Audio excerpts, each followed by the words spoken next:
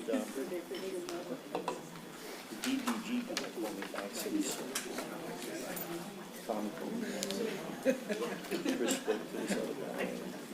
we do that?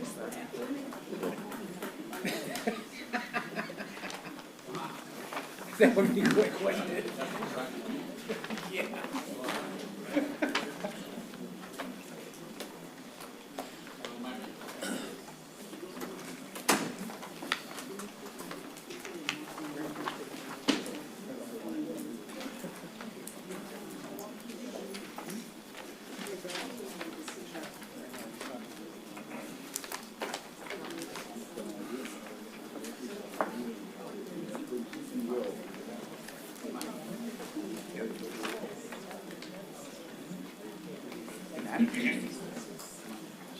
Call it.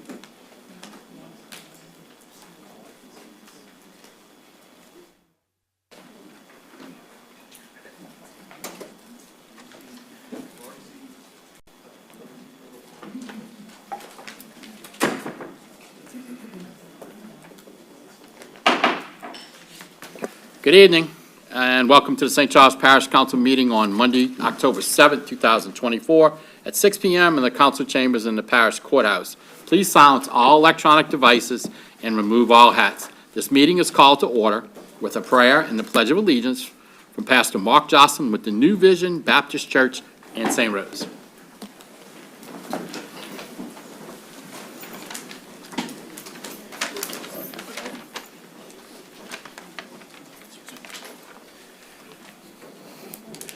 Father God, first and foremost, we thank you because you are such a good God.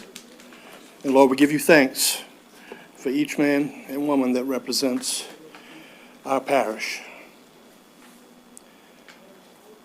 Lord, we lift them up to you. We pray, God, for your wisdom to be poured down. We pray for your will to be done and your blessing over this proceeding.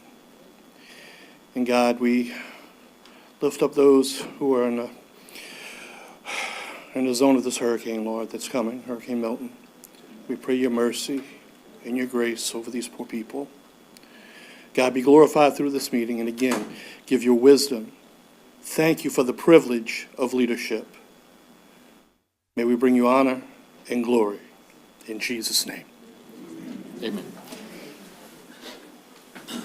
I pledge allegiance to the flag of the United States of America and to the republic for which it stands, one nation, under God, indivisible, with liberty and justice for all. Thank you. Thank you, Pastor Jocelyn. All righty. I need a motion and a second to approve the minutes from our regular meeting of September 23rd. I have a motion by Ms. Skiba, second by Ms. Wilson. Please cast your votes.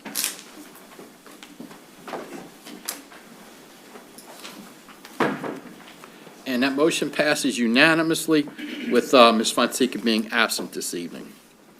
All right, special business proclamations, canvass returns, etc. 2024-0323. In recognition, Ms. Lorraine Gendron. Mr. Jewell.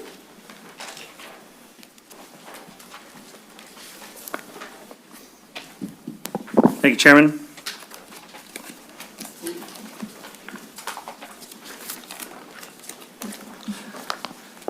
Parish of St. Charles, October 7th, 2024, in recognition, whereas Ms. Lorraine Gendron is a resident of St. Charles Parish, residing in Hahnville, Louisiana, with her husband of 69 years, Louis. They are the proud parents of 3 children, 8 grandchildren, and 3 great-grandchildren. And whereas Lorraine is a self-taught local artist who began creating art in the 1980s when the region experienced economic hardship after oil prices collapsed, and her husband, the primary breadwinner, who worked as an oil and gas pipe fitter, was temporarily out of work. And whereas Lorraine has created folk art pieces using Mississippi River mud and now creates art using wood cutouts as her primary medium, all painted by hand, which her husband cuts for her in various shapes and patterns. And whereas Lorraine's folk artwork has been exhibited at the White House on numerous occasions, the Smithsonian Institute, the Gallery, at the Library of Congress, and many others, Her work has also been displayed every year at the New Orleans Jazz and Heritage Festival for decades. And whereas, as a working artist for several decades, Lorraine has no intentions of slowing down, joking, "I used to tell people I'm going to live to be 120. Well, I might just do that now." Now, therefore, be it resolved that we, the members of the St. Charles Parish Council and the parish president, do hereby express our sincere thanks and appreciation to Miss Lorraine Jean-Jean. And I think Miss Lorraine is here today.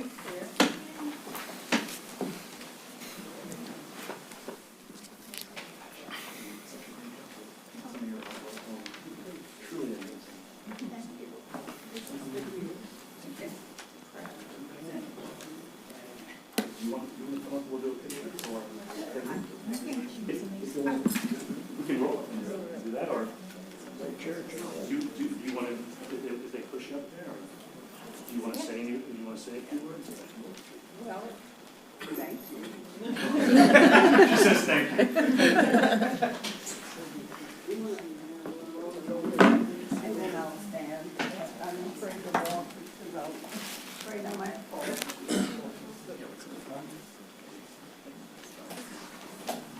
And I'm not planning on staying in a wheelchair. Sorry about that. Oh, thank you. And I'll come down. There you There we go. go.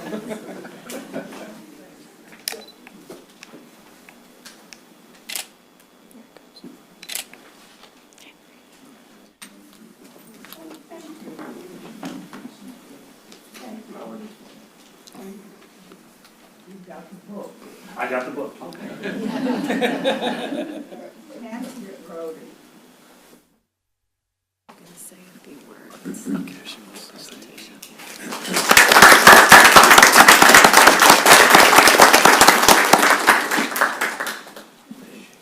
Thank you, Ms. General. Appreciate that. All right, next one. Oh, I apologize. Yeah, she has a little PowerPoint she'd like to do.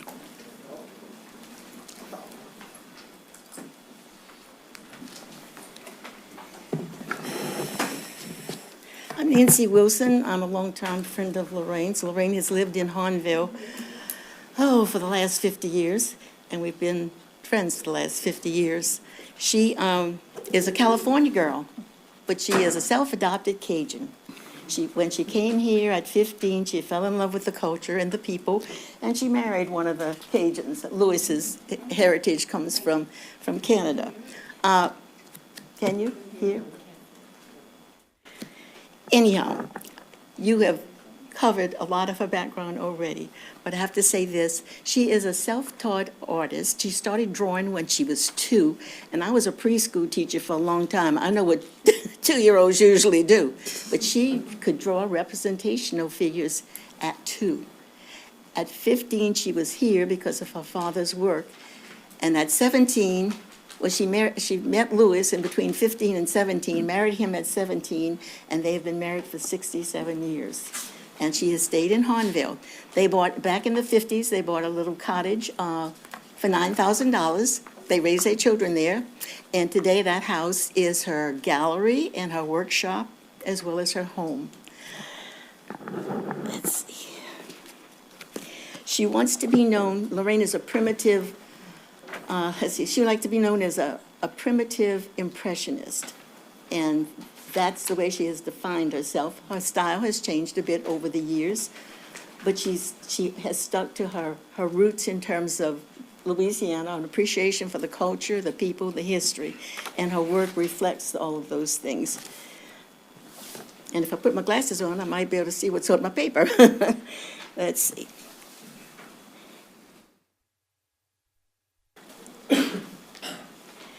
When Lorraine was in the 2nd grade, her teacher recognized that she was a very talented young lady and actually has kept all of her artwork. And if we could meet that teacher today, she might realize that she's got a good investment there. Lorraine, as you said, Lorraine had 3 children, and I'm sure all of you are parents, and at times you get really frustrated with things. Well, when we say we're climbing the walls, the kids are driving me crazy. Well, Lorraine didn't climb the walls, she painted the walls. And so in her house is original artwork on the knotty pine from the 50s. She's got a big outdoor scene. In the bathroom, she's got critters climbing up the walls. She's got flora and fauna down the halls. So it's a review of what she has been creating all of these years. Let's see if I can find this thing right here. I'm not very, the top one, where is this one? Just point to where the computer. Okay, that was the, let me go backwards. That's the cover of the book, and that's a Cajun wedding. This is Lorraine Gendron, Louisiana folk artist. This book was published by the Center for Louisiana Studies. Some of you know Center for Louisiana Studies as SLI, USL, LLI, LL, whatever. But they do take it as a mission to preserve the culture, and Lorraine's artwork is a recognition of that. Looking at this is like looking at the buttons in my hybrid car. No, wait, which one do I push? Hang on just a second, I need to get this.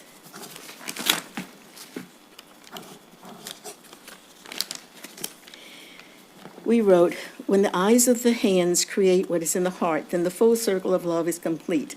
This anonymous quote seems to reveal the inspiration for Lorraine's artwork. Her works reveal what her heart feels. The rhythm of the land, the pulse of the diverse cultures seem to spark her eyes and inspire her hands of this self-taught artist. Lorraine honors the adventures, the adversities, the triumphs, and the many groups of people who settled here. She recognizes the uniqueness of each group and the contributions each has made to making Louisiana a recognized name throughout the world. Cultural messages are presented in oils, woodcuts, and clay. At this time, Lorraine does mostly woodcuts, but her early days, she dug mud from the Mississippi River and did her sculpturing with that mud. And from there, she went on to oils, acrylics, and today she does the woodcuts. Not quite so much of the other stuff. Where is this thing here? Okay, there's Louis and Lorraine, a lot younger. She's a very spiritual person. Her heart is in everything. She's a very giving person, and it reflects in her artwork. One of the themes of her early work was, and it's kind of funny, watermelon eating angels, and that she continued to do watermelon eating angels for a long time. Jesus comes out in a lot of her artwork. As you can see, she doesn't have a problem with poking fun at some of the Bible stories. She has found herself, her work in the company of that of Clementine Hunter, the famous artist from Natchitoches, Louisiana, who was a slave. And that's Sweet Emma on the bottom. She, as I said, she loves the culture, and Sweet Emma was part of the early jazz history in New Orleans. And there are angels. She gifted me with 2 watermelon-eating angels, and I have to say this. One of the workers in my house after the hurricane walked off with one of my angels. And I said if I could get hold of him, I'd make him fly. So even angels eat watermelon. Watermelon-eating angels have become one of her signatures. That's one of the signatures. And of course, historical reflections. This is on the bayou, a Cajun cottage. Lorraine prays as she works. Her angel mud dolls skate and fly. Mud in the hands of Lorraine often depict Cajun and Black Bible scenes. Cajun Joseph is a fisherman paddling down the bayou in a pirogue. Mary is a Cajun woman awaiting the birth of a child as she visits with relatives up and down the bayou. Black John baptizes Jesus in the bayou. Lorraine draws on her experience as a child living on the bayou, her historical research, and her appreciation of the life in the area. Her sly wit is evident as a rooster, alligator, and dog keep company with Mary and Joseph in scenes from the Cajun Nativity. a yet unpublished book that we finished. Actually, she's a scholar of Louisiana history and knows her Bible as well as any good Christian. And let's get those pictures. She has been friends with every politician from Edward Edwards to Ray Nagin and Morrell, and everybody seems to enjoy enjoy her making a little bit of fun out of them every once in a while. And she went to Washington as the artist chosen from Louisiana to design an ornament for the Christmas tree when Bushes were there. And after that, she was invited to a tea in 2001. She called me up one day and says, "But I'm not going. Louis doesn't like to travel." And I said, "You're not going?" And she said, "You would like to go?" I said, "Absolutely." So we had quite a jaunt in Washington, D.C. And these guys, of course, you recognize these politicians. They enjoy the wit of her paintings. And of course, you know who these people are.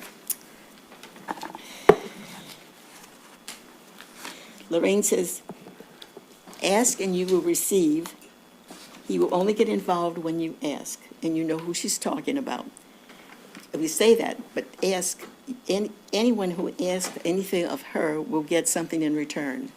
If it's a fundraiser and we say we need some gifts, some contributions, Lorraine is there. And just the other day, she did that for me, for our local Catholic church. As a matter of fact, she gave me a Cajun wedding scene cutout. I liked it so much. I said, "I better get this to the church, because if I don't, I'm going to take it and I'm going to have to replace it with another piece of our artwork." And I might point out that those historical exhibits in our first floor lobby were contributed by Lorraine. We did a lot of research on that information, and she did a great job with that. And the chair that's down there is a duplicate of a chair that belonged to Taylor when he lived here in St. Charles Parish. All right, historical reflections. Let me get this in the right place. There we go. She makes fun of everybody.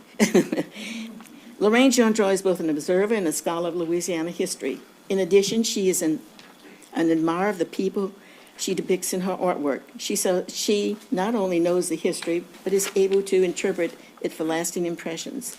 A tall, gaunt Uncle Sam adores her dining room.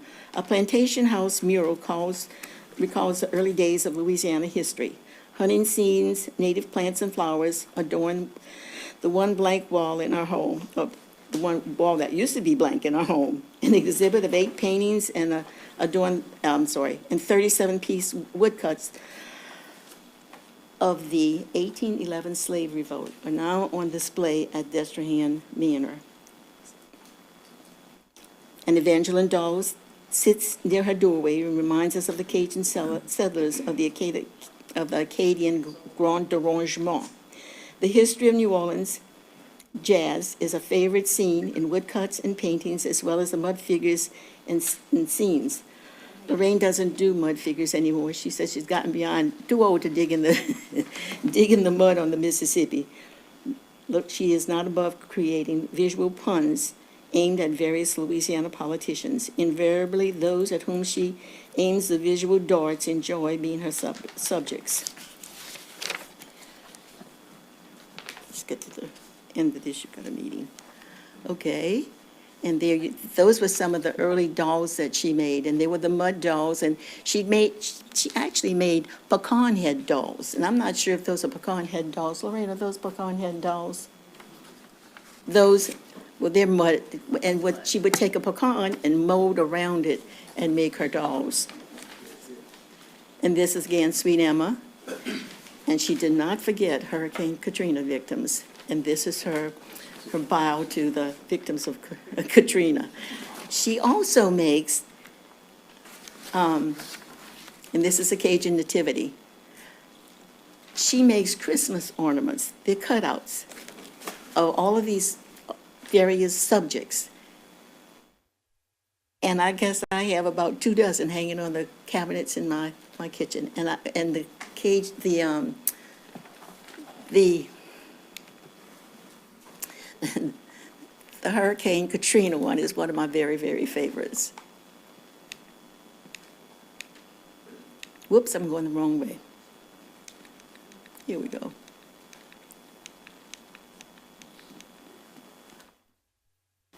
I used to be a teacher, but I didn't do a whole lot of this. I haven't done this lately.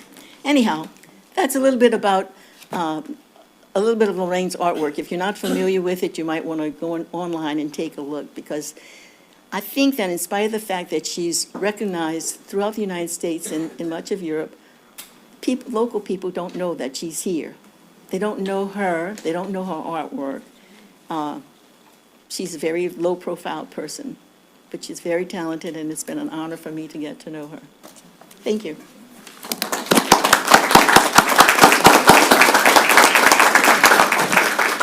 And this is, Thank you, Ms. Wilson, for bringing it to our attention. if you're not familiar with Lorraine, you want to know more about her, there's a book that's been written about her. Thank you all for coming tonight. Thank you. All righty, 2024-0324. In recognition, Mr. Kevin Sonny Goulage. Mr. Brouillet, please. In recognition, whereas Kevin Sonny Gullidge was raised in St. Charles, excuse me. In recognition, whereas Kevin Sonny Gullidge was raised in St. Charles Parish, Louisiana, to the proud parents of Tony and Dr. Stephanie Gullidge, and whereas Kevin, a seasoned performer and songwriter who wrote his first song at age 12 about the environmental and economic devastation caused by the BP oil spill, and whereas before launching his solo career, Kevin performed as an artist in residence at B.B. King's Blues Club in New Orleans. As frontman of Kevin and the Blues Groovers, he had plenty of opportunities to fine-tune his skills as a musician and a performer. And whereas Kevin took a leap of faith by trying out for American Idol, where he advanced to the showstopper round in Hollywood, California, and has since then toured extensively across the U.S. and Europe. In addition, he has composed music for film and has made appearances in movies like The Last Laugh and The Burning Cane. His voice was also featured in the 2019 release of Disney's Lady and the Tramp. And whereas Kevin signed with Basin Street Records in early 2022 and released Kevin and the Blues Groovers' first full-length LP, Something Old, Something New, Something Borrowed Blues, and whereas Kevin released a solo album, Go Be Free, in August of 2024, where the 12-song collection takes listeners on a modern blues odyssey with a blend of traditional blues, gospel, and rhythm and blues influences. And whereas with Go Be Free, Kevin aspires to release a debut that not only honors the blues tradition, but also pushes it forward into new, exciting territory.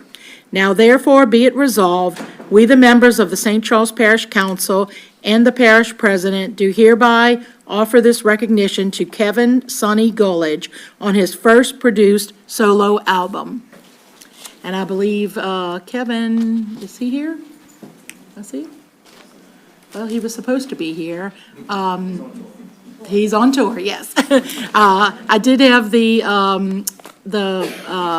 privilege of having him at my school as a student, and I watched his career grow into a very fruitful career, and very proud of him. So I will make sure that he does receive this. Thank you.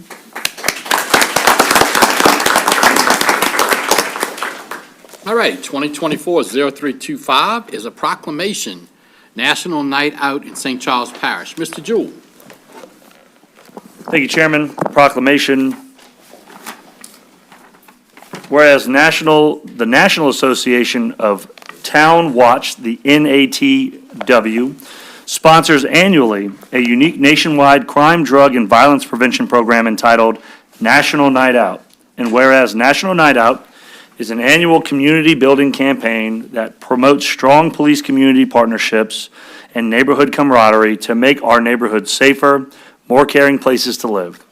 And whereas National Night Out provides a unique opportunity for St. Charles Parish to join forces with thousands of other communities across the country in promoting cooperative police community crime and drug prevention efforts.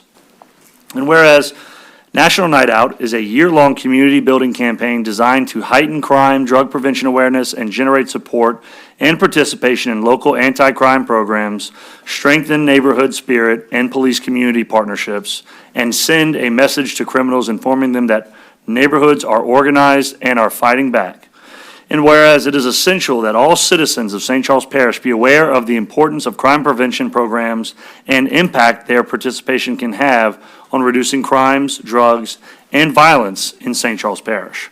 Now, therefore, be it resolved that we, the members of the St. Charles Parish Council and the Parish President, do hereby call upon the citizens of St. Charles Parish to join the Sheriff's Office in supporting National Night Out on October 8th, 2024. Be it further resolved that we, the members of the St. Charles Parish Council and the Parish President, do hereby proclaim Tuesday, October 8th, 2024, from 5 p.m. to 9 p.m. as National Night Out in St. Charles Parish. And I think here today we have Captain Lance Richards and Jessica Cortez. Are they here today?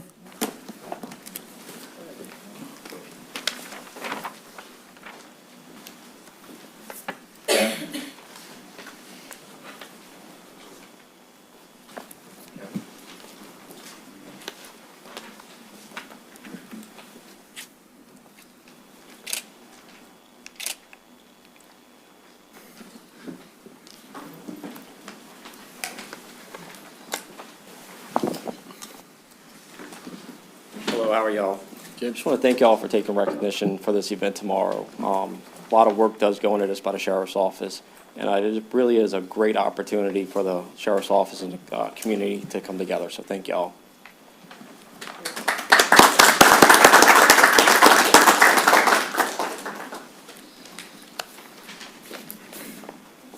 All righty, reports, finance administrative activities, 2024-0326, River Parish Tourism Commission, Miss Denise Burrell.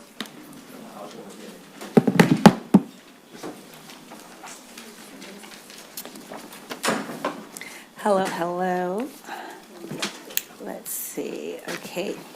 Oh, there we go. All right, we're ready. And then I think I go forward. Okay. Well, good evening, everyone. I am Denise Burrell, the Executive Director of the River Parish's Tourist Commission. Thank you to the council and our Parish President, Matt Jewell, for having me here and allowing me to, the opportunity to share the River Parish's Tourist Commission updates. Since my last report, we have had a few seat changes to our commission. So our latest commissioners, our newest commissioners I should say, is from St. James Parish, Bradley Poche, and from St. John the Baptist Parish, Ms. Bonnie Denbo. There's only one seat. We're a commission of 9 with 1 vacant seat, and that is one in St. John the Baptist Parish. As the official destination marketing organization of Louisiana's River Parishes, representing, you want to go there? Ooh, go back. Ooh, go. Oh, wait. You're going the wrong way. Oh, how do you do? There you go. Hey, there we go.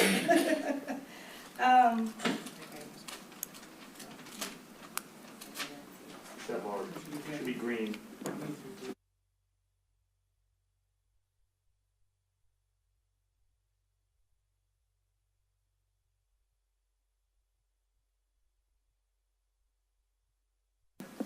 Okay, got it now. Should be green. Matt, check it out. Yep, there it is. There we go. Mic test, 1, 2. Okay.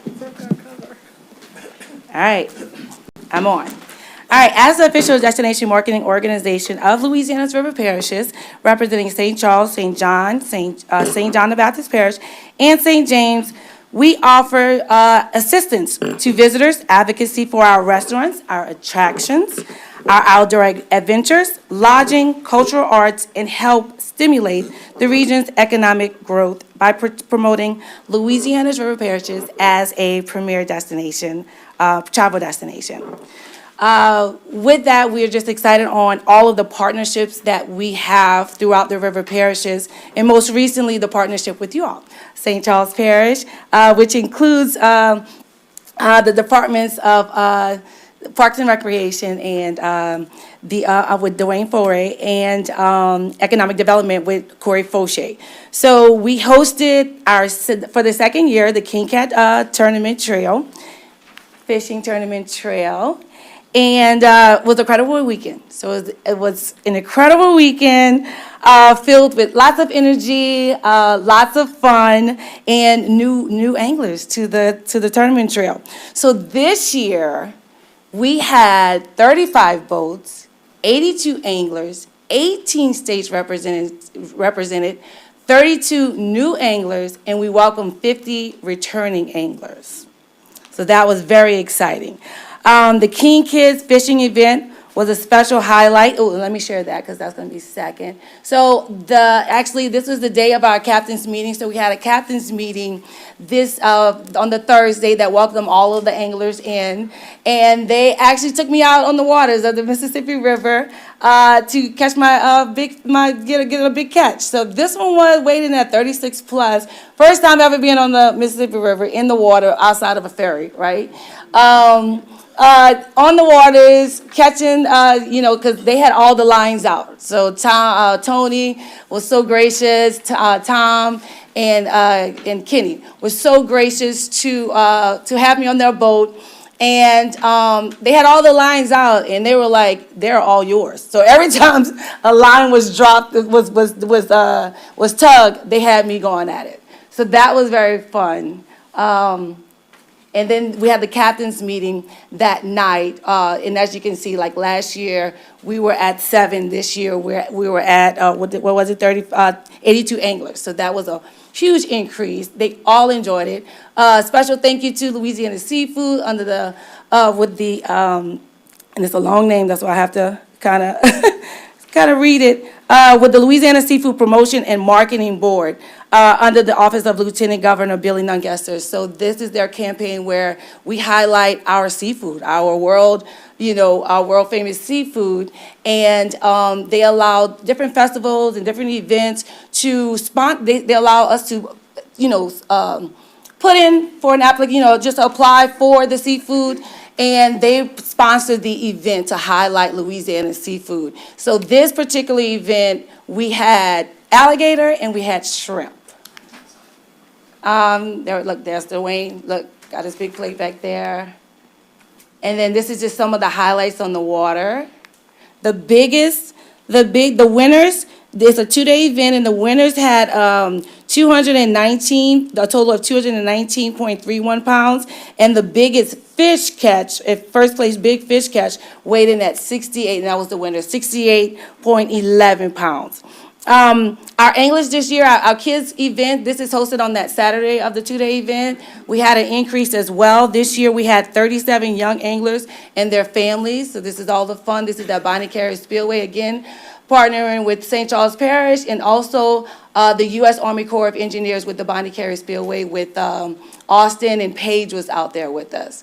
So you can see at the top, those are all the anglers. So they had a great time. And King Cat Nation, the King Cat crew, at the end gave out gifts and fishing rods. So they were all excited. So very excited for that. And just to kind of share too, just trying to be mindful of my time as well. One of the, which I thought was really cool, one of the responses for one of our posts, he said, "Louisiana's River Parishes, you are our favorite catfish destination. We'll be back very soon. Thank you so much for your warm hospitality. Who dat?" So this was just one of many responses. And just from last year's tournament, they've been fishing, as I've shared before, fishing throughout the year. So they're excited. So we're looking for a tremendous increase next year. So again, thank you also to Wayne Jacobs as well. They provided a taste of andouille sticks. Again, thankful for our partners, because with the River Parishes, we represent the River Parishes, St. Charles, St. John, St. James. And with that, we extend our extended partnerships, extend from all of the parish governments, our River Region Chamber of Commerce, the community colleges, Small Business Development Center, our public school systems, our public libraries, who we really partnered with, especially in St. John. With the new library, they've allowed us to come in and do different series. So on staycation, and some of our partners come in and present. So they'll do, recently we did a staycation, we did alligators, we did a bonfire segment. So there was different series, and that's some ways that we partner with our local partners. And actually upcoming is we're highlighting our music legends of the river parishes, which will be guest speaker, which will be Theron Oob. So if you are available, that is October 15th at the Laplace branch from 5 to 6 p.m. And we also work with the Louisiana Workforce Commission. Throughout the year, we have our quarterly meetings that have been very popular. We just hosted our last one at Potier Plantation, which has their festival coming up in October this month. And as well as we're going to have the last quarterly meeting in December. Please look out for that. And if you need information and would like to attend, please see me or email info@riverparishes.com. A lot of the upcoming things that we do and that we've done throughout the year with our partners and our visitors is hosting those quarterly meetings, as well as fam tours, welcoming tour operators and media to see what we have to offer, right? To see our gyms that they may in turn go back to their visitors and create that tour experience for for other tourists to come in. We sponsored various events and also collaborated with the schools, in particular the St. John College and Career Fair. There we go. Yeah. So also we have our events page on our website, so right now we're in Fall Festival. We have several festivals taking place. The Alligator Festival just wrapped up. We have St. James Parish Fall Festival and Pumpkin Run. We have the 49th Annual Dewey Festival and Run, Potier Plantation, Music Festival, Arts, Crafts, and Music Festival. We have Destrehan Plantation, which is the 52nd Annual Fall Festival. And then what's new, there's a new event that the Greater New Orleans Therapeutic Writing Center is hosting this year along with Destrehan Plantation.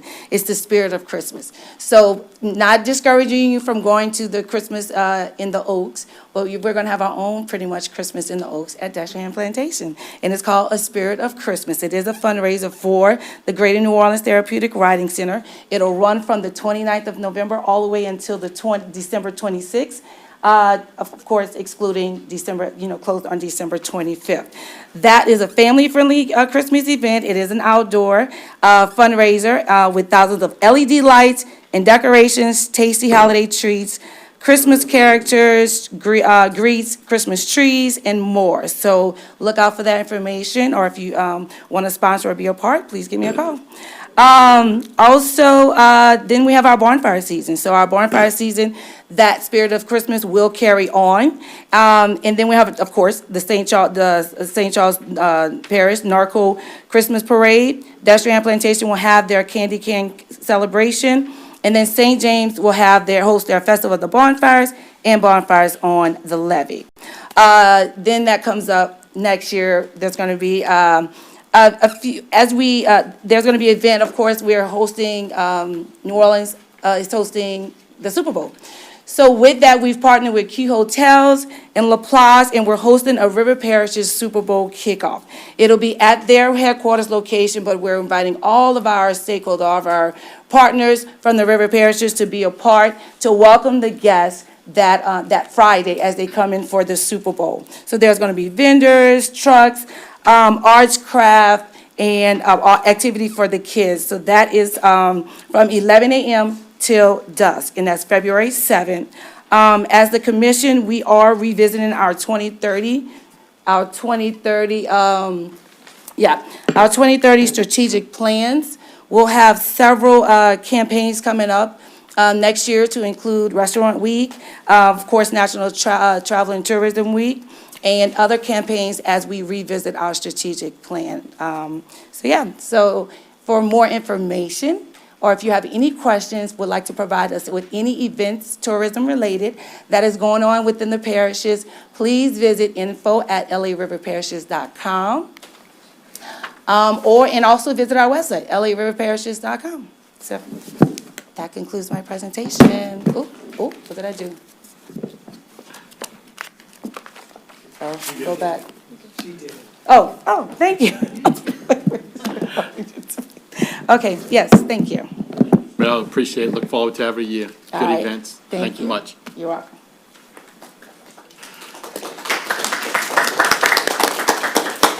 Okay, next on our agenda is 2024-0327, is the Department of Economic and Development Tourism Report, and that would be Mr. Corey Fauché. All right, good evening, everyone. The word of the night will be quick, because I'm going to quickly go over these slides, and in fact, I might get rid of something to put you back on track. So, but thank you all again. First, I'd like to recognize the great team that we have, and especially Miss Christy Dupree and Miss Karen Robichaux. They are great workers, and I can't thank them enough for all the great work that they do. Basically, what we do is we try to improve the economic well-being and the quality of life of our parish, and we do that several different ways. It's easy to think about us, just think of the word acres, ACRES. What we do is we try to attract or bring in new business to the parish. We help our residents create or start their own business. We want to keep our businesses here and help them grow and expand. And we want to support any and everything that makes the product that is St. Charles Parish much better than it is now. One of the tools that we most often use that I want to bring to your attention is our online site selection center. It is an online database of all the available properties that we know of that are either for sale or for lease in the parish. Once you select the property, you can not only learn more about the property, but drill down on some data and stats that will help you make an informed business decision. Of course, we don't work alone. We lean on many allies to help us achieve our goals. In fact, in a minute, I'm going to bring up one of those agencies. Right now, we're working on a wide array of both industrial and non-industrial projects. In total, if all of them get approved, you're looking at almost $7 billion in new investment and over 500 new jobs. Drilling down as to take a deeper dive into our economy, I think it's safe to say that it's if you look at all the signs, we are doing well. The table on the left shows you the size of our economy. Even though we are 21st in size, we have the 8th largest economy in the state. That's actually up one slot since last year, or since the year prior. So not only do we have a large sized economy, but the jobs that we have here are some of the highest paying jobs in the state. If you look at the slide on top there, the average earnings per job in St. Charles Parish is about $110,000, which is second in the state. If you look at the table right there at the bottom, it shows the household income, and we rank third in the state. The reason why we have so many high-paying jobs are because those averages are so high. It's because our largest employing sectors happen to be those that pay the most. If you look at, I'm going to just draw your attention to the top there. The largest sector we have in the largest employing sector that we have is the manufacturing sector, and those jobs, they employ almost 5,000 people with an average wage of just over $140,000. If you drill down even more, when you look at the quality of the job, which includes not just the wages but the benefits, those jobs in that sector ranked second in the state at over 188,000. And even our second-ranked sector, the construction sector, pays an average earnings per job of over 148,000. With all the spend, you got to look at what does that means to our tax rolls. As I'm sure Grant and Matt have told you before, our taxable sales are at all-time highs. In fact, last year we were just under 2.4 billion. If all goes as planned and the trends keep going the way they are now, we are looking to exceed that $2.4 billion number this year. And just a little note here, of those sales taxpayers, you can look at how much industry pays, which is over 72%. The labor market is still strong for us, even though the unemployment rate has ticked up some. This is the year-to-date average, which is through August. Our average is at 3.6%. The August rate was at 3.7, but as you can see with that little red circle there, it is still the lowest in the New Orleans area and one of the lowest in southern Louisiana. The problem that we have with our labor force is that it's getting smaller. We have about 447 less people being counted in the parish. Now, did those workers leave, or are they still here but just choosing not to work? That's the question. Moving on to the housing sector, which everyone knows it's been a challenge, right? The table on the left shows you that we do have more active listings in the parish compared to 2 years ago. However, those listings, that table on the right, the average days or the median days on the market is longer. In fact, compared to 2 years ago, houses now are taking about a month longer to sell. In some instances, you can say that it is a buyer's market. The median sales price is down, and the per square foot price is less than what it was last year. I'm just going to quickly go through some of these. As many of you know and have read, there is going to be the governor's trying to call a session next month to look at an overhaul of the tax code. What you see on the slide there are all the things that we know of as of now. There hasn't been much yet released about the session. We're hoping to learn more, but basically the gist of it is he wants to flatten both the corporate and personal income tax. In exchange for that, there are many other proposals to look at backfilling some of that revenue. I bring all of that up not to really say, pro or con, but the fact that to bring to your attention, one of the proposals that are being offered is a change that would impact our tax base here in the parish, which is a change to the inventory tax. Right now, it makes up 17% of our tax revenues that is being collected. From what I understand, there will be a proposal for the locals to opt out of that. In exchange for that, one of the things being offered is a one-time incentive that will help the locals backfill some of that revenue.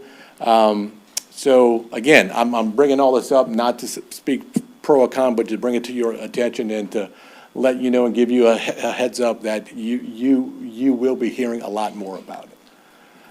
So before I get into questions, I'd like to, I recently met someone who I thought I wanted to give a minute to come up here and speak, and that is Mr. Corey Williams with the SBA. He will talk about and briefly go over some of the resources that are available to our residents. Corey?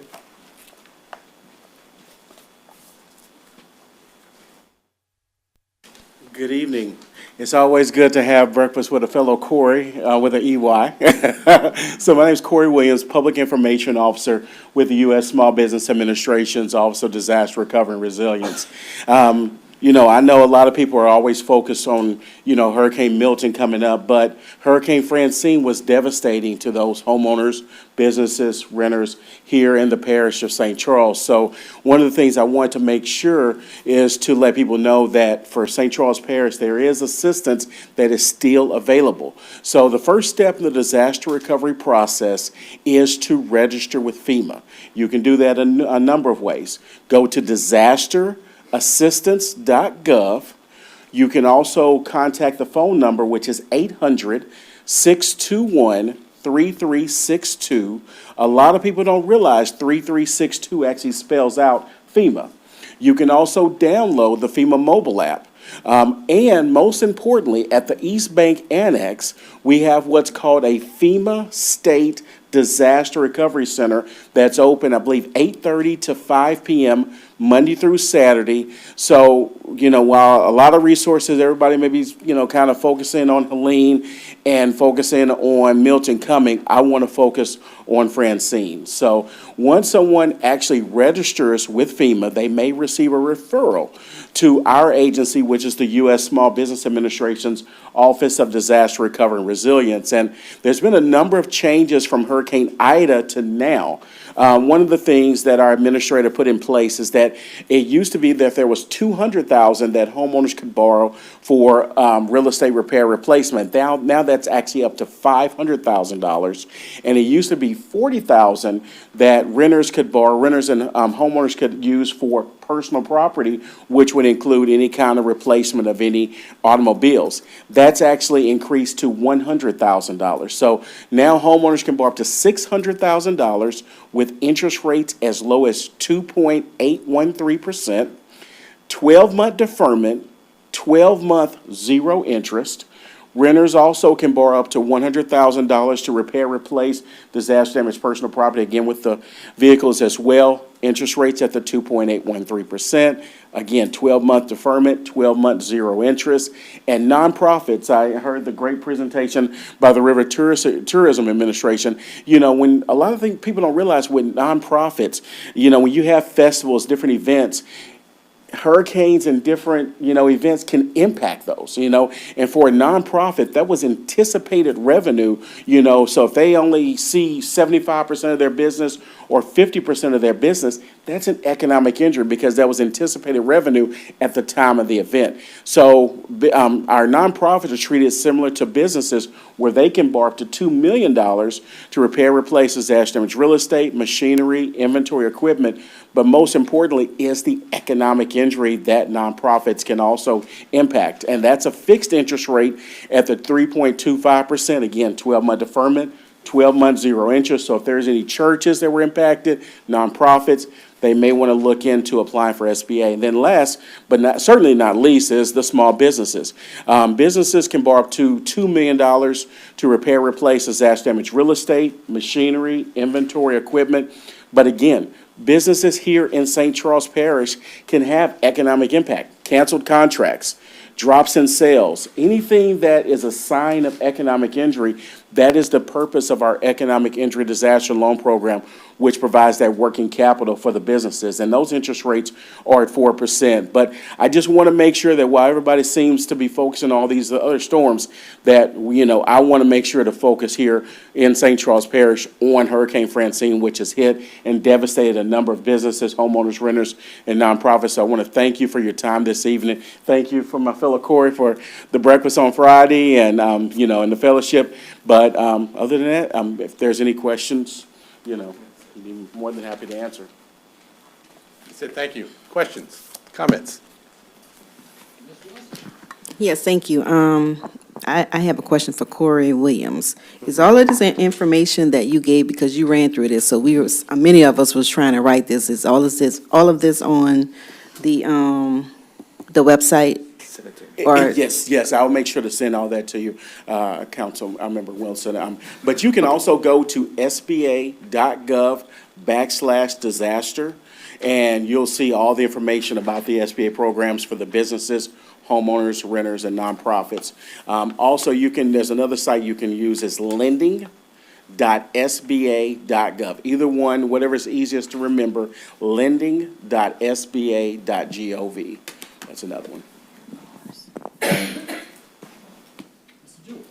Chairman, I just wanted to say for the council's edification that we did share this information on our Facebook last week. I'm not sure about the second website you mentioned, but the SBA/disaster, we did share last week for the residents, and we did, I think, update our website with that as well. And I want to just say, appreciate you coming out to share that information with us. Thank you, President Jewell. Mr. Fauché, Mr. Williams, thank y'all, Thank you. appreciate it. All right, 2024-0328, the parish president remarks and reports. Mr. Jewell. Thank you, Chairman. I'd like to just start my presentation from the committee hearing back over and just go through it all again. I think that'd be the most effective thing to do. I'm kidding. I will have a brief, I'll try to be as brief as possible. Okay, Hurricane Francine Disaster Recovery Center. Mr. Corey Williams just mentioned this. Our EOC and Department of Community Services are working with FEMA to set up that DRC center at the Allen Arterberry Building in New Sarpy for residents who are not able to apply for assistance either online or over the phone. FEMA representatives are going to be there Monday through Saturday, 8:30 a.m. to 5 p.m. That's 14564 River Road in New Sarpy. The deadline for residents to apply for FEMA IA, that's the individual assistance, or the serious needs assistance, is October 16th. Please go online to www.disasterassistance.gov or call 1-800-621-3362 from 6 a.m. until 11 p.m. to start your application. All right, we'll go into debris collection. Our debris contractor, DRC, has recently completed its passes through St. Charles Parish. It was a very minimal amount of debris out there, less than 200 cubic yards from residents who flooded. As you know, we went ahead and initiated that to get stuff picked up as fast as possible because at that time, there was supposed to be a storm that was going to come to us that ended up being Helene, that ended up going to Florida and then to the Carolinas. Residents who reported flooding did receive letters from planning and zoning of when to have their debris out and when the collection was going to pass. As we know, it's hard for everybody to meet our timelines, and people have their own timelines. If stuff does come out, we do ask that if residents contact you or if you see it, to let us know. We're going to try to go and get it picked up as fast as possible. SCP has trucks that we will use, as well as River Birch Renewable Energy that has trucks that they can use as well. All right, Sunset Automated Bar Screen Cleaner Project. We did break ground last week on this $12 million first phase improvements to the Sunset Pump Station.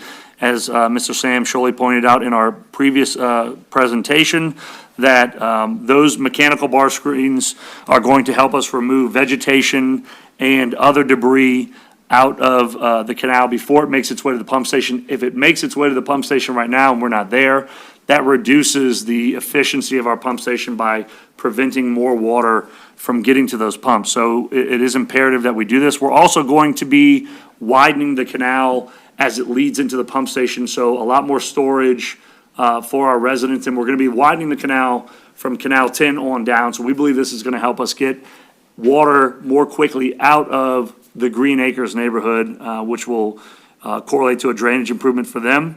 We worked with CPRA on this project. They are funding half of the project cost with a grant of $6 million. And again, this is phase one. Phase two will be the pump upgrades and the engine upgrades, and that will allow this station to be really a 21st century station. It won't have to be manned. It'll be running off of SCADA and telemetry, which will allow us to operate it more efficiently and reduce our man hours at the station. This is a station that, after a significant rain event, will pump literally around the clock for 4 or 5 days. So it is a major station. All right, concrete maintenance project. We talked about this quickly in the committee hearing. I'll just go ahead and tell you, we had a contractor who performed an inspection on these roads, and then now a new contractor who is doing the actual replacement of the panels. Milling Avenue to Talbot Hall, milling from Hall to Talbot Talbot from Sugar House to Milling, Post from Paul Malley to Sugar House, Corville Drive from Sugar House to Milling, Hall Drive from the asphalt section to Milling, and then Celia Drive from Barton Avenue to Barton. We will have extra money in this contract because of the the project came in well under the budget amount. I will work with Mr. Bingham and try to find some other panels that need to be replaced throughout the parish and add those to this contract.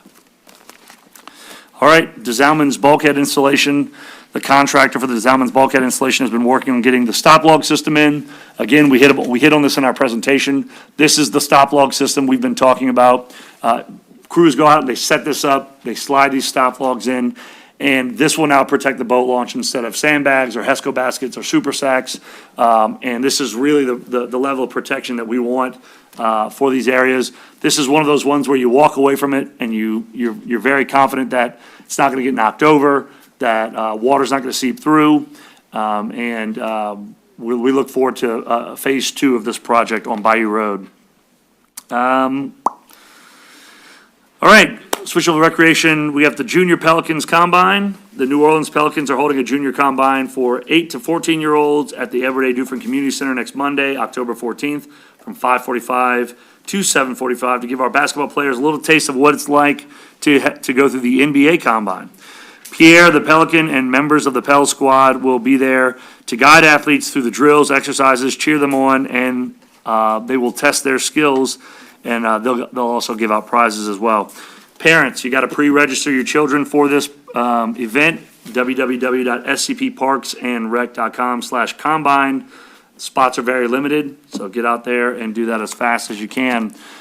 All right, National Public Lands Day. The Army Corps of Engineers and the Department of Parks and Recreation recently completed the Public Lands Day project with over 40 volunteers at the spillway. They did tree planting as well as cleanup in honor of the 30th anniversary of National Public Lands Day.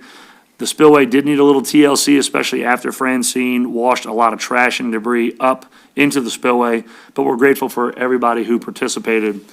Recent community events, we had the Alligator Festival and Battle for the Paddle. So since our last council meeting, those two events took place. It was great for me, and I know a lot of community members, to attend both of those events to see our residents supporting organizations that give back to our community. Public Works and Recreation are often called upon to provide manpower, set up barricades, and other services to make sure that these spaces are ready and that these events run smoothly, and most importantly, that they are safe for the community who are entering and exiting those areas. Last but certainly not least, sales tax update for 2024 August. Sales taxes were up again just over $430,000 or 11.8% for this year. For August over last year. We are now up nearly 2% or just over $545,000 versus where we were this time last year. So despite that tough start that we saw at the beginning of the year, things are trending in the right direction as we head into the holiday season. That concludes my report. All right, thank you, Ms. Jewell. I'll take a second to thank you, your staff, and all the Public Works guys and all the supervisors that came for the committee meeting. I know it was long, but it was well worth it, a lot of information. So, again, thank you for setting that up and all you department heads. Okay, ordinances, resolutions introduced for publication and public hearing Monday, October 21st at 6 p.m., Council Chambers, Courthouse in Hanville, 2024-0329, 2024-0330, 2024-0331, 2024-0332, 2024-033, 2024-0334.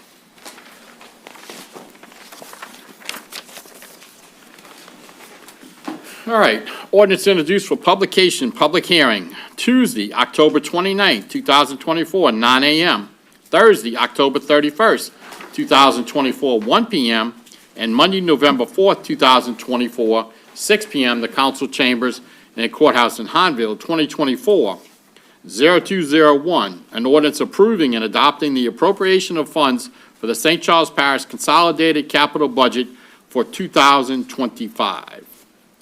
Next on the agenda, planning and zoning petitions. 2024-0318, an ordinance to amend the St. Charles Parish zoning ordinance of 1981 to change the zoning classification from OL to R1A on tracks 1 and 2, Flagville subdivision, 201 Joe Louis Lane, Honville, as requested by Ms. Susan Ambergenio. Mr. Albert. Thank you, Mr. Chairman. This request from open land to R1A meets all three rezoning criteria. The department and the planning commission recommend approval. Thank you. Thank you, Mr. Albert. File number 2024-0318 is now open for public hearing. If there's anyone who'd like to come up and speak regarding this item, please do so now. Please state your name and address for the record. You'll have 3 minutes to speak.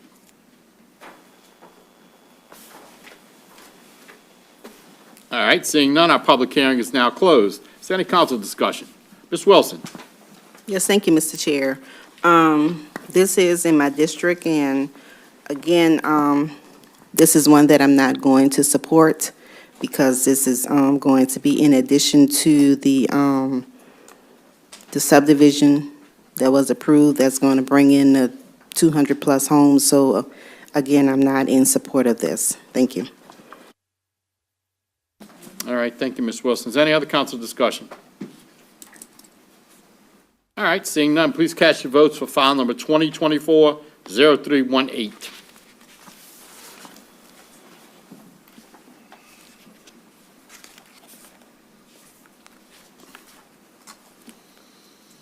And that motion fails with Mr. Mobley, Mr. Commodore, and Mr. Fisher voting yes. Sorry.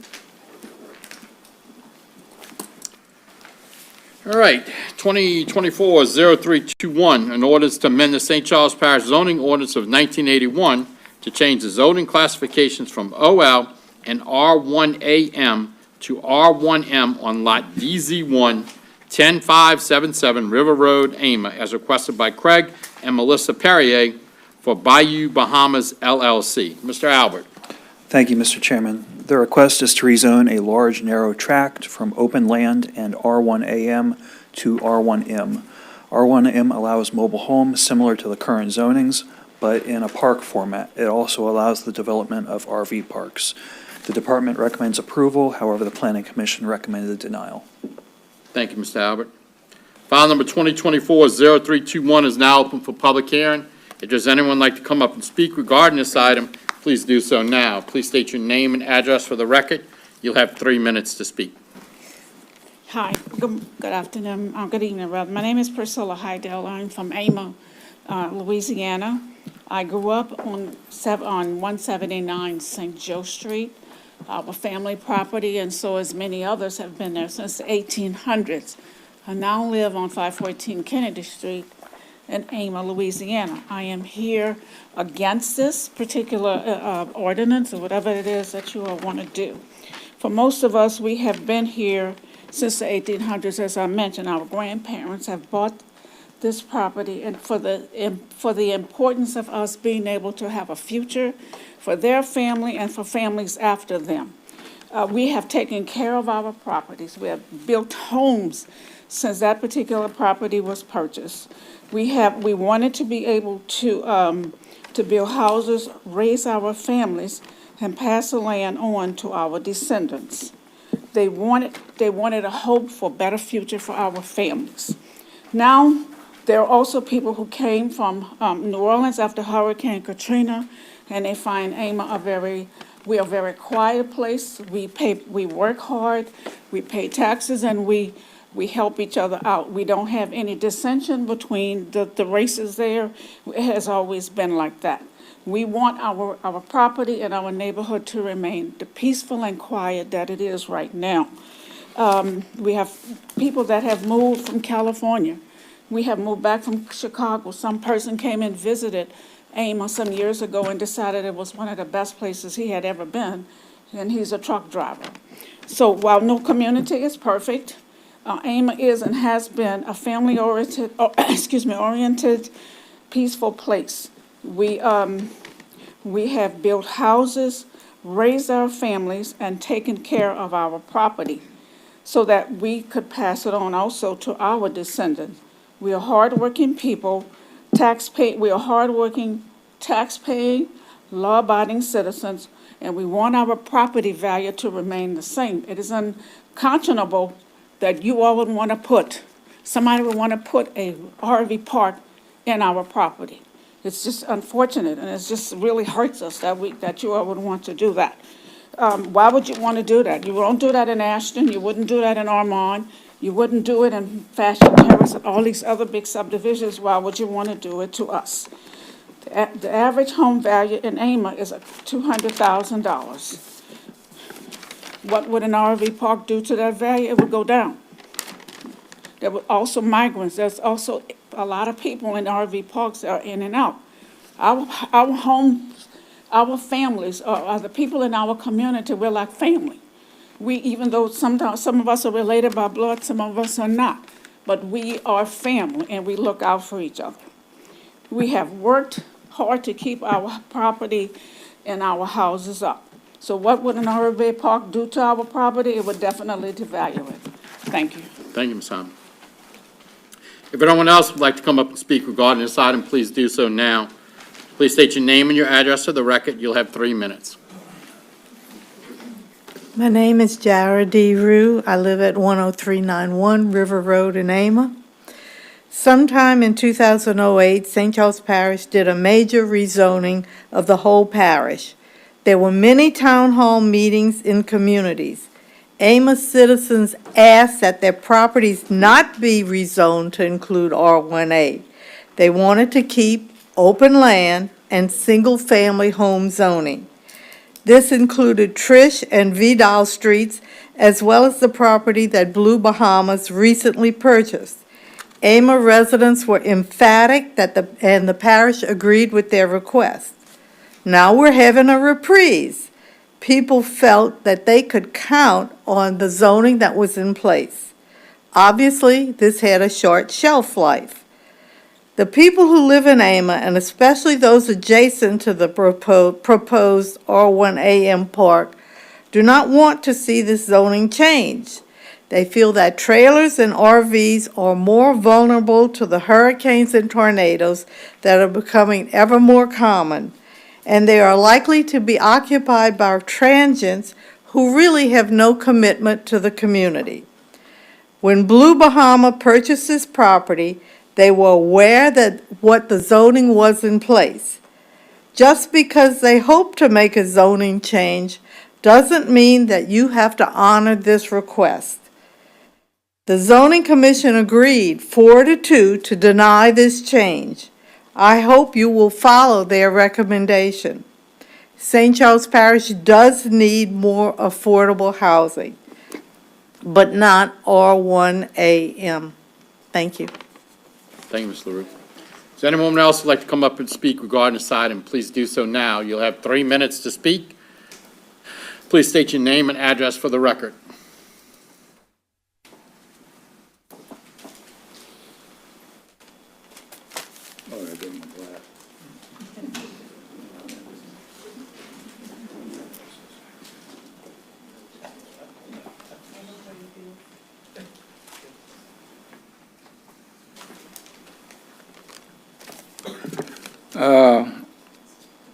My name is John McAvoy. I live at 10767 River Road, Ama. My house is the first house on the block and faces River Road. There's a screened-in front porch at the front of the house that I frequently, often, more so than ever now that I am retired. I see the traffic firsthand. You have enough traffic with just the 18-wheelers, not counting the cars, which are at least double. AMA doesn't need any more traffic. How does AMA benefit from another RV park? Thank you. Thank you, Mr. Governor. Does anyone else like to come up and speak regarding this item?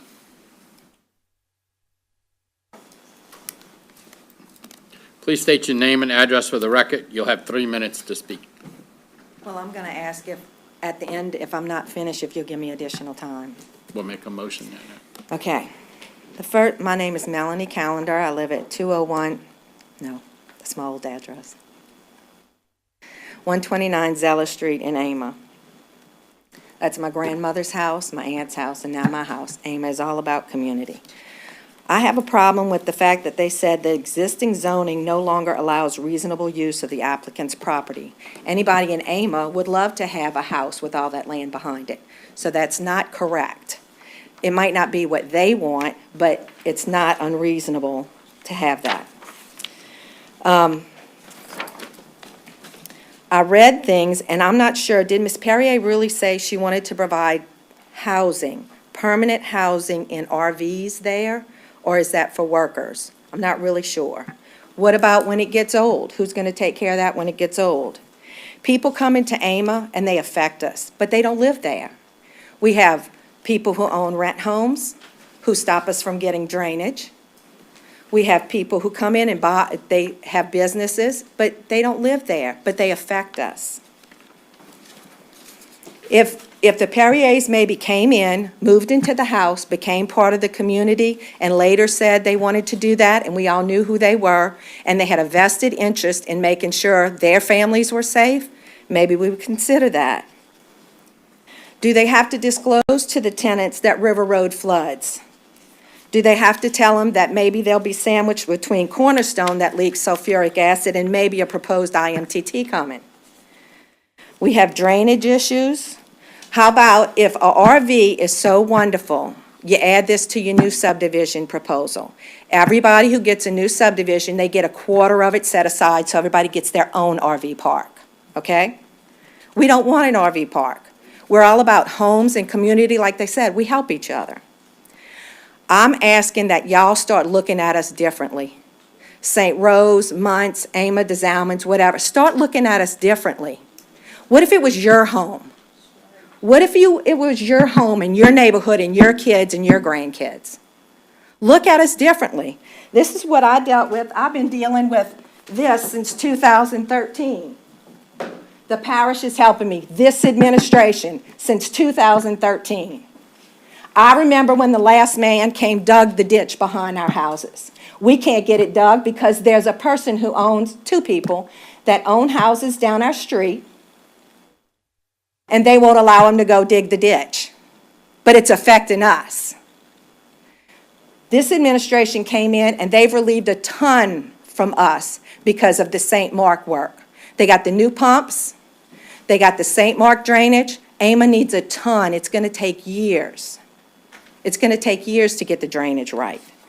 We get that much water, so everybody else, Jan and Tab Troxler's mom's house, they had to fill the garage so the water wouldn't go in. The rectory, St. Mark's Rectory, had to fill the garage so the water wouldn't go in. That's how much water we get. Up a minute. Do I have a motion to grant 3 more minutes? I have a motion by Ms. Wilson, second by Ms. O'Daniels. Please cast your votes.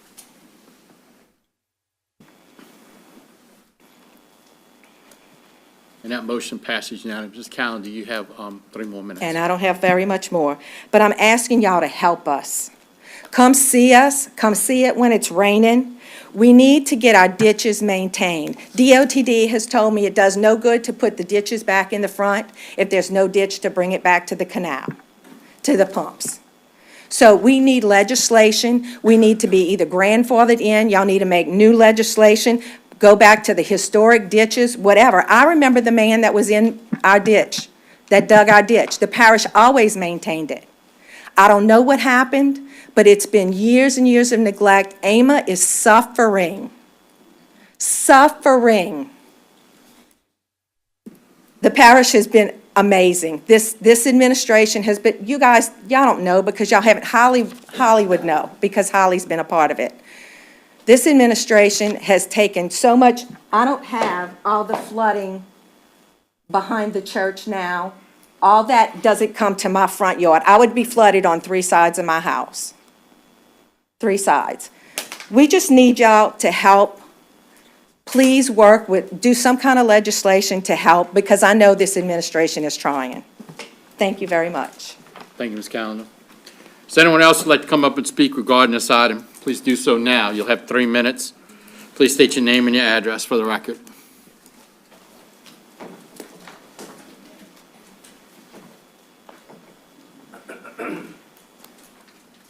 Good evening, ladies and gentlemen.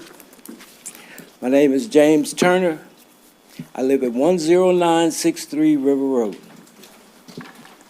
I bought this land in 2005. I own approximately 20 acres. I clean it. I keep it neat. When my grandkids come around the holidays, I have my own park. They run, they play, they ride horses, they do whatever they choose to do.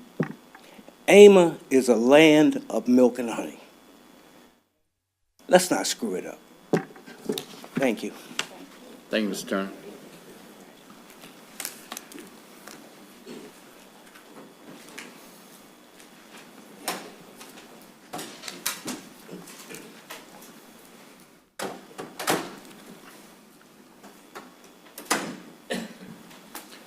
Please state your name and address for the record. You'll have 3 minutes to speak. My name is Denise Freelow. I live at 256 Kennedy Street. My concern with this project, we're bringing in all of this, and I don't think there's been a true assessment of the impact on the infrastructure. There's one narrow street going to the back, and if you're going to increase traffic, what would that do, or what type of impact that would have on the area?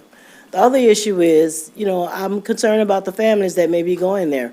We don't even have a park for our kids, my grandkids, to play on. It's not a slide, a merry-go-round. We don't have anything. So the people that are coming in, what's their expectation for AMA?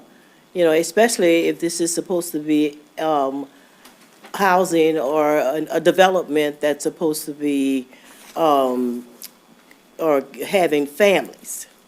So that's my concern.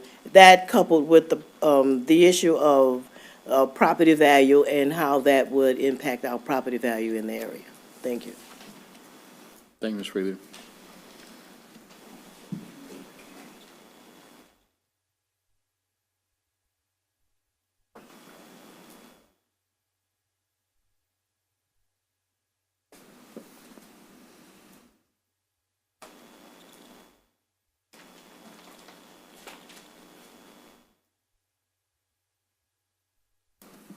Please state your name and address for the record. You'll have 3 minutes to speak. My name is Darlene Trish Hall. My address is 421 Kennedy Street in Ama.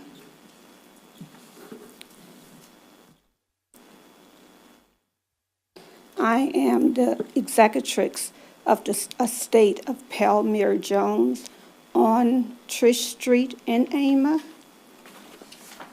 And first of all, I would like to speak of the first trailer RV park that came to Ama in approximately 2005 by the state trooper Richie Stanley. I'm not sure if he's still a state trooper at this time, but I would like to speak about that trailer park.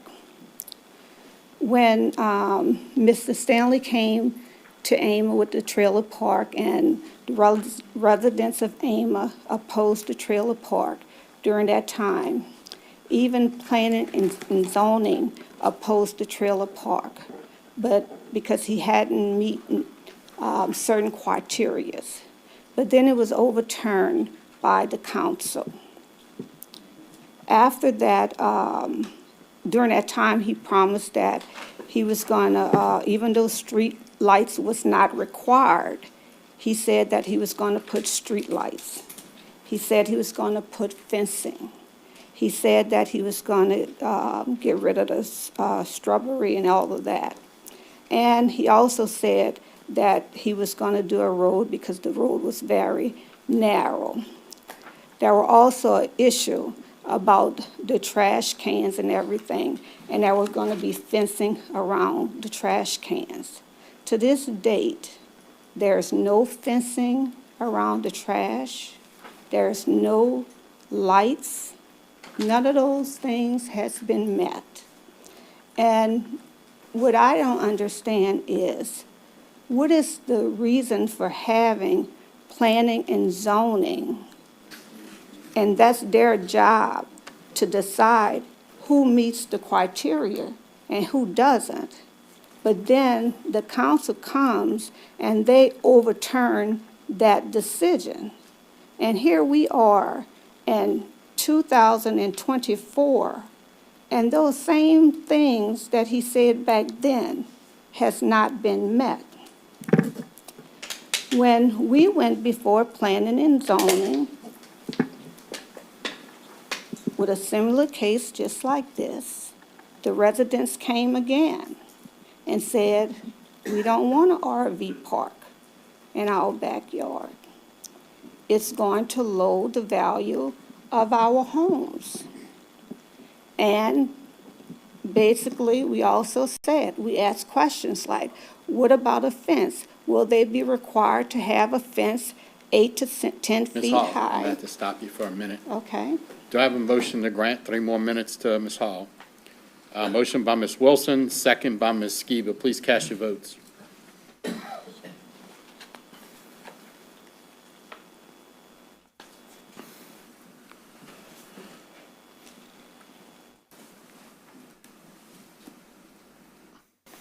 Okay, and that motion passes unanimously. You'll have another 3 minutes, Ms. Hall. Thank you. So, we asked question about the fence. The Perriers addressed it, and it stated that they were gonna put a fence, but, they can't say how far they was gonna put the fence. So, that's not saying that they're gonna cover the whole area when they're not sure how much of the area they're gonna cover. Another thing I want to say in regards to the last trailer park that was done, the council addressed an issue and new development in AMA under a land use study was being completed. And planning and zoning director, I don't know if that's the person, I don't think that's still the director, Mike Henderson said that doesn't mean permits can be issued to move mobile homes into the community. If someone already has a permit to put 30 trailers, well, let me just get to the point. They end up saying that they had not did zoning ordinance. Well, anyway, y'all was gonna do another survey or whatever, and because people, a land study, and because people in AMA had disapproved of the trailer park, that you guys was gonna do another land survey study, and you were gonna begin with AMA, because one hadn't been done in 1980, since 1980, and that it was gonna be done in AMA, and that was in 2005. And I wanted to know that have you all did another land study since that time?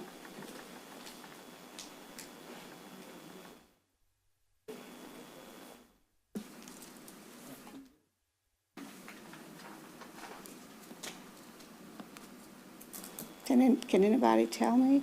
It says you would do a new study with new population figures for the parish and the feelings of the parish in keeping with the direction it needs to grow, and come up with a plan on how to best develop every area in a parish. But AMA will be the first on the list to be studied. And that was based on the residents of AMA was not happy with the park before. Trish, you're almost out of time. I will pose that question during the council discussion so we can get an answer for you. Thank you. Does anyone else like to come up and speak regarding this item? Please do so now. Please state your name and address for the record. You'll have 3 minutes to speak.